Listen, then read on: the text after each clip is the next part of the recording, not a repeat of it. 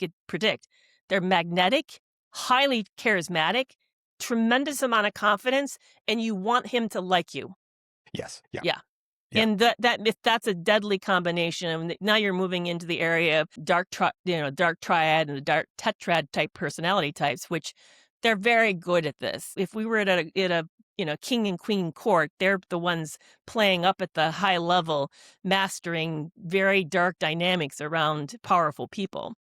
Absolutely. Yeah. I mean, this guy, he would talk in those terms, and he's so overconfident that he's actually quite polarizing. A lot of Mm, people, kind of immediately repulsed, but then the ones who go for it really go in deep and just yeah, think he must be the best, because how could he not be? How could someone so seemingly confident, with his chest puffed out and his chin up all the time, right. actually be some sort of problem? It's too hard Yeah. to make those things fit together.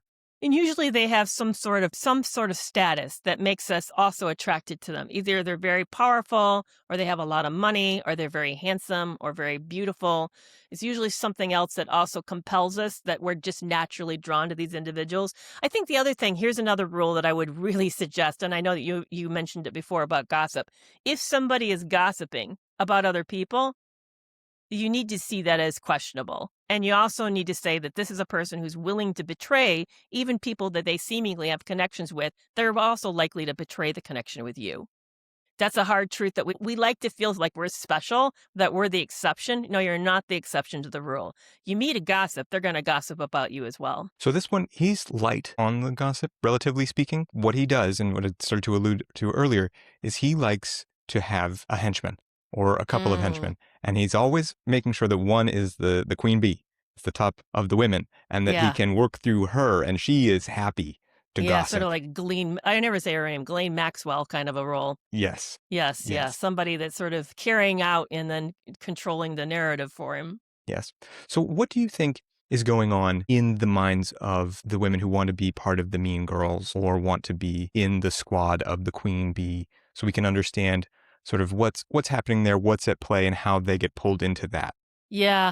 I think men do it too. It's just it looks different for men. I mean, I'm thinking about the locker room jokes, and not all guys are equally comfortable with that, but you're all laughing. Why are you laughing? Is because you don't want to be the odd man out. There's sort of this group bystander pressure. In fact, somebody proposed, I've been hearing about it. I would love to do a little digging into it. I haven't, but that maybe there's a fifth form of survival mechanism besides fighting, fleeing, fawning, and freezing, that maybe it's flocking. Have you heard of that? Mm, That maybe no. what we get, yeah, I like I said, I wanna look into that sometimes that maybe what we do is we clump together so that we don't look like the outlier, because outliers may be rejected, which then would be death for if you're, like, looking for survival and you're on your own, you need to be part of the community, not on your own. So I think that's part of the dynamic that's happening is these are individuals that wanna belong, that know that belonging is safety, and then sees what happens to those that don't belong, that there's a loss of power, a loss of respect, and they really don't want that, even though they know what's happening on the inside is cruel and unreasonable, maybe even controlling, because I definitely is. If you get close to individuals like that, they're often setting there's a lot of coercive control that's happening. They're setting the standards, and you're to abide. You're not to have an opinion.